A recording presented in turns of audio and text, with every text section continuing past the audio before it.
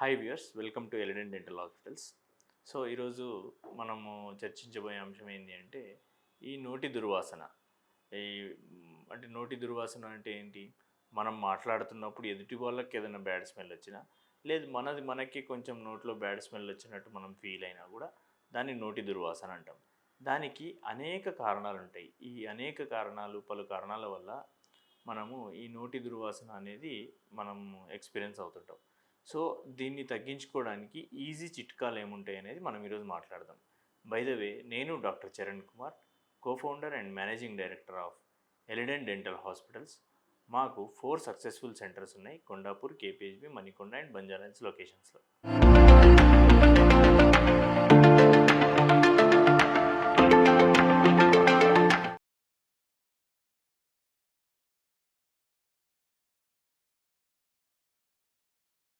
So టాపిక్లోకి వెళ్తే నోటి దుర్వాసన దీనివల్ల ఏమవుతుందంటే మనం 10 మందిలో మాట్లాడాలన్నా కానీ, లేదు మాట్లాడినప్పుడు ఎవరికైనా స్మెల్ వచ్చినా కానీ మనకు చాలా ఇబ్బందిగా ఉంటుంది. మనకే కాదు, ఎదుటి వాళ్ళకు కూడా ఇబ్బందిగా ఉంటుంది. సో అట్లా ఏమవుతుంది, మనకే తెలిసింది అన్నప్పుడు మనం ఎక్కువ మాట్లాడకుండా అయిపోవడము, కాన్ఫిడెన్స్ లెవెల్స్ తగ్గిపోవడము, లేదు మన అవతల వాళ్ళకు కూడా కొంచెం ఇన్కన్వీనియన్స్ కాజ్ అవ్వడం అనేది ఉంటుంది. దీనికి మేజర్ రీజన్స్ ఏముంటాయి అని అంటే, ఒకటి పంటికి సంబంధించిన రీజన్స్. అంటే ఇప్పుడు పళ్ళల్లో గనక మనము ఈ మనం తిన్న ఫుడ్ అనేది ఇరుక్కుపోవడం కానీ, బాగా గారబట్టేసి, అంటే మనం ప్రాపర్గా ఆల్ సైడ్స్ బ్రష్ చేయకుండా బాగా గారబట్టేసి ఉన్నా కానీ మనకి ఇలాంటి ఇష్యూస్ అనేటివి వచ్చే అవకాశం ఉంటుంది. పళ్ళల్లో ఫుడ్ ఇరుక్కోవడానికి ఎలాంటి కారణాలు ఉంటాయి? ఒకటి, పళ్ళల్లో ఏమైనా క్యావిటీస్ ఉన్నప్పుడు, అంటే పళ్ళు పుచ్చిపోయి దంతక్షయమైనప్పుడు. 2, పళ్ళ మధ్యలో ఏమైనా స్పేసెస్ ఉన్నప్పుడు. మూడవది, పళ్ళ అలైన్మెంట్ సరిగ్గా లేనప్పుడు, పళ్ళు వంకర టింకరగా ఉన్నాయి, ఒకటి ముందుకు ఒకటి వెనక్కి పక్కకి ఆ రకంగా ఉంటే కనుక ఈ సందులలో మొత్తము ఈ రకంగా ఉంటే ఈ సందులలో మొత్తం ఫుడ్ ఇరుక్కుపోయే ఛాన్స్ ఉంటుంది. ఆ ఫుడ్ ఇరుక్కుపోయింది, మనం బ్రష్ చేసినా కూడా ఈ బ్రష్ అన్ని ఏరియాస్ కూడా రీచ్ కాలేదు. సో అలాంటప్పుడు కూడా మీకు బ్యాడ్ స్మెల్ వచ్చే అవకాశం ఉంటుంది. నెక్స్ట్ అంతేకాకుండా గమ్ ఇన్ఫెక్షన్. గమ్ ఇన్ఫెక్షన్ అంటే ఏంటంటే, ఫస్ట్ పళ్ళది చెప్పినాం కదా, తర్వాత పళ్ళ చుట్టూ ఉండేది ఏంటి, చిగుర్లో. ఈ చిగుర్ల ఇన్ఫెక్షన్ ఉన్నప్పుడు కూడా మనకు ఒక టైప్ ఆఫ్ స్మెల్ వస్తుంది. అది బ్యాడ్గానే ఉంటుంది. దాన్ని మనము జింజివైటిస్ ఆర్ పెరియోడాంటైటిస్ అని అంటాం. సో ఈ చిగుళ్ళ ఇన్ఫెక్షన్ ఏమవుతుంది, మనకి ఎప్పుడైతే గారబట్టిందో ఆ చిగురు కిందికి వెళ్ళిపోయి చిగురు వాసిపోయి దాని నుండి బ్లీడింగ్ రావడం కానీ, పస్ రావడం కానీ, దానివల్ల బ్యాడ్ స్మెల్ రావడం కానీ ఉంటుంది. దీనికి సంబంధించిన ట్రీట్మెంట్స్ ఎట్లా ఉంటాయంటే, జస్ట్ జనరల్ బేసిక్ క్లీనింగ్ తోటి కూడా ఈ ప్రాబ్లం అనేది సెట్ అవుతుంది. అంతేకాకుండా నెక్స్ట్ వచ్చేసేసి అలవాట్లు. అంటే మనకి ఏమైనా అలవాట్లు ఉన్నాయా, లైక్ స్మోకింగ్ కానీ, గుట్కా కానీ, పాన్ కానీ, లేదంటే హెవీ ఆల్కహాలిక్స్ కానీ, అలాంటి హ్యాబిట్స్ ఉంటే ఏమవుతుంది అని అంటే, మనకు ఈ నికోటిన్ అనేది బాగా పేరుకుపోయి గమ్ ఇన్ఫెక్షన్ పెరిగి దానివల్ల కూడా వచ్చే అవకాశం ఉంటుంది.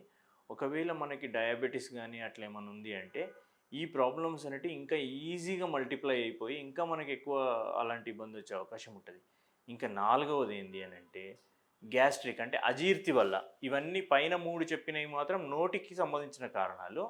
ఈ నాలుగవది మాత్రం మన స్టమక్కి సంబంధించిందంటే ఎలాంటి కారణాల వల్ల అయినా అజీర్తి ఉన్నా, లేదంటే రీగర్జిటేషన్ అంటాం. అంటే ఏంది, మనం తిన్న తర్వాత మళ్ళీ వెనక్కి రావడం ఫుడ్ కొందరికి వస్తుంది, కొన్ని ఈ యూసోఫాజియస్ ఇబ్బంది ఉన్నప్పుడు. సో ఆ రకమైన వాళ్ళకు కూడా మనకు ఇలాంటి సమస్య వస్తుంది. సో ఇవన్నీ మనం రావద్దు అనుకుంటే మనం ఏం చేయాలి? First of all, oral hygiene maintenance. Morning night తప్పకుండా బ్రష్ చేసుకోండి. పళ్ళ మధ్యలో ఏమైనా ఇరికే అవకాశాలు ఉన్నాయంటే వాటిని ఎర్లీ స్టేజ్లోనే మీరు వాటికి సంబంధించిన ట్రీట్మెంట్ తీసుకోండి.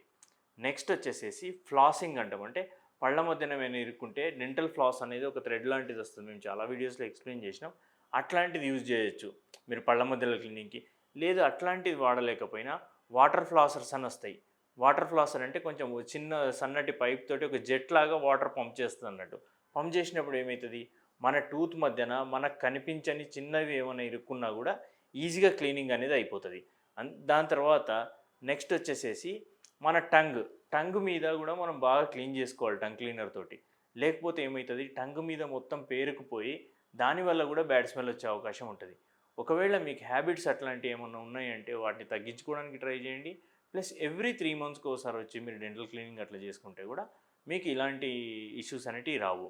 సో ఒకవేళ గ్యాస్ట్రిక్ సంబంధించిన అజీర్తి కానీ, రీగర్జిటేషన్ అంటే బయటికి రావడం కానీ, హెవీ అసిడిటీ కానీ ఉంటే మీరు ఏదైనా జనరల్ ఫిజిషియన్కి మీరు చూపించుకొని ఈ ప్రాబ్లమ్స్ నుండి బయటపడవచ్చు. సో మీకు అర్థమైంది అని అనుకుంటున్నాను. ఒకవేళ మీకు ఇలాంటి ప్రాబ్లమ్స్ ఉంటే కనుక కింద స్క్రోల్ అవుతున్న నంబర్కి కాల్ చేయండి, లేదంటే వాట్సాప్ చేయండి. Will get back to you. Thank you. నేను doctor Charan Kumar from Elident dental hospitals.